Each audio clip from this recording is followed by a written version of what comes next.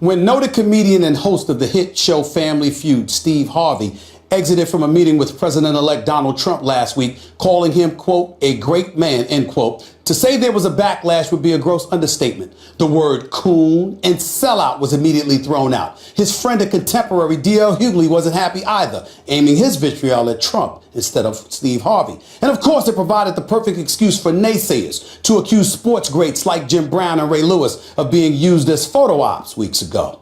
But on a day like today, when we celebrate the birthday of Dr. Martin Luther King Jr., along with his undeniable historical impact, perhaps it's time for all of us to see the big picture, to essentially pay more attention to the issues permeating our society, what it'll take to resolve them, and connecting ourselves to who we ultimately can hold accountable, rather than focusing on disdain for that very individual in a position to make a difference, knowing that's not about to get us anywhere.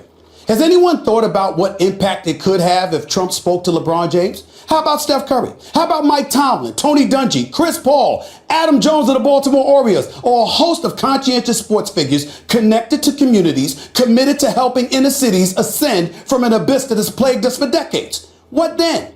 Will they be sellouts too? Just for meeting with the man? For expressing their concerns? For articulating what ails these communities and providing ideas on how to resolve problems? The answer would be no, at least for anyone with sense. So here's hoping Trump calls all those guys and then some. So why have a problem with Steve Harvey? While few of us are interested in hearing praise for Trump at this moment, let's not confuse that with recognizing the position he's in, respecting it, and using our intellect to decipher where we go from here, not our emotions.